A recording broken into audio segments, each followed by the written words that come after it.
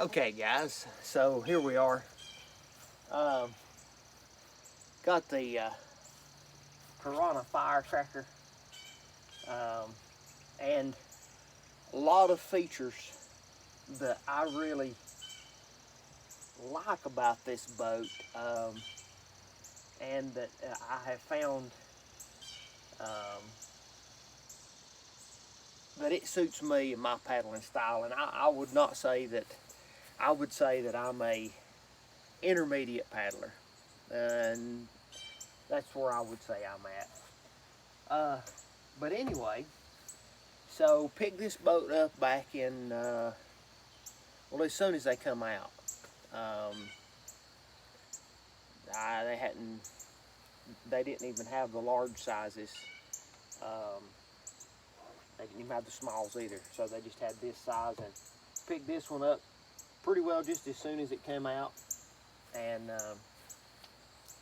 it was early summer, I think, maybe May, and it's September now, so and I've mostly been paddling this boat except for in high water, and even in some high water. I have only one time been completely back-entered in this boat. Now, I've been stood up a few times, but and that's because I plugged this huge hole and it just spit me up and over. But I just, at that time I wasn't used to really throwing my weight forward and pushing down. So after I've started, if I go into a hole of, taking a far more, throwing my weight forward and taking a real forward stroke, when you put your weight forward like that, it helps it not to stand all the way up. Or if you go in and lean back and push down, that can set you back down if you do get stood up. So, but really like the design of the boat. I find the seat is comfortable enough. I do wish that they had a little better back band. I do have a modification done on it where it adjusts real nice and easy. The only thing that this pretty much the back band is the only con that I have with the boat, and it works just fine. But it could be more comfortable. But nice grab handles on it, but my favorite part of the boat is let me just twist him around right here where we can look at him a little bit better. My favorite part of the boat is this chine, and it's very forgiving. I have really, this is the boat that I've really started getting some good stern stalls in, some good pirouettes in, and some good splats in. And it rolls so easy. This is a very, very easy boat to roll. And especially if you have, I do a sweep roll. That's what I do. And as I sweep, if I lean back with my sweep, then it's just like, and you'll see if you've watched some of my videos, I'm upside down, I'm right side up. Sometimes it's very quick. Mostly the biggest thing is just me, when I roll over, of getting my, my paddle situated back to the surface. But I rode the Hoey in this when we had a local rain event here. I think I've rode Wilson's at maybe -2 inches. and it does great. Uh, the upper Nantahala, I rode a couple of laps at like, I don't know, 500 CFS in it, maybe a little more. And the plastic is holding up really good.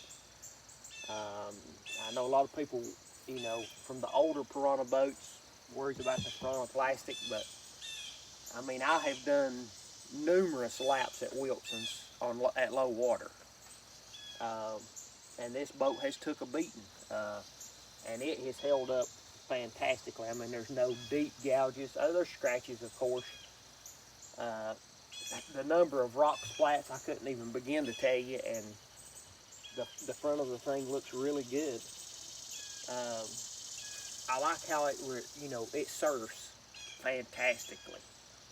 It's really loose on a wave, um, and overall, this has become pretty much my 80% boat. 80% of the time I'm in this boat. I'm planning a trip to Gaff, and I'll have this boat and the Nirvana.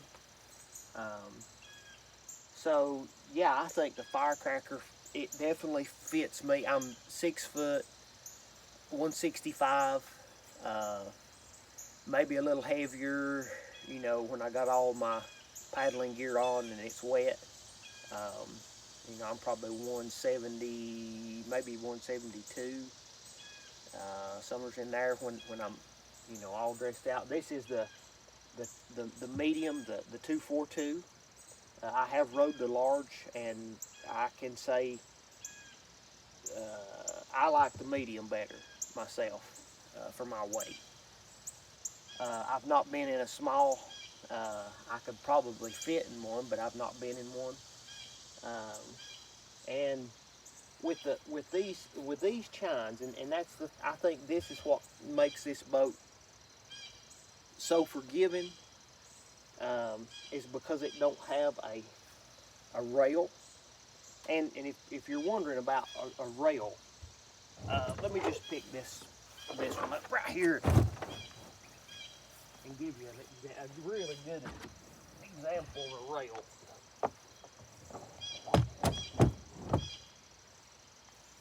So the Ripper has this very aggressive rail all the way down. It's more aggressive in the tail than it is up here, right here where you're sitting. It starts easing up a little bit, and then it fades out at the front. The Ripper, another very easy boat to roll, and I still love the Ripper. I just haven't rode it hardly any since I got the Firecracker. I think I've maybe rode it a lap, maybe 2 laps somewhere, but this had become my 80% boat. Now, granted, the tail would give me a hard time when it was like high volume, not river running, but like sometimes certain, like a horizontally breaking wave would cause my tail to load up, and it would stand me up on the end.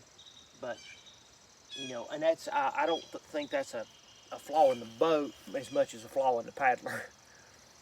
But anyway, yeah, I think that's what makes the Firecracker such a good boat.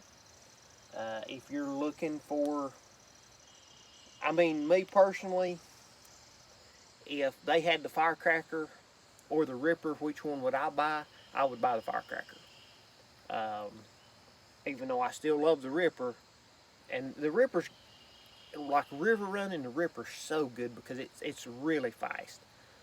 Not as fast as the first one, and I had the first generation. I had the large and medium in the first generation. In the first generation, I preferred the large over the medium. I've not got yet to ride in a large Ripper, and I may prefer it over the medium Ripper too. So I don't know, but I do know that I prefer the medium or 242 firecracker over the large at my weight range. But hope this helps you guys out. Comment if you like to. I try to get back to them eventually. Anyway, thanks for watching, guys. Bye now.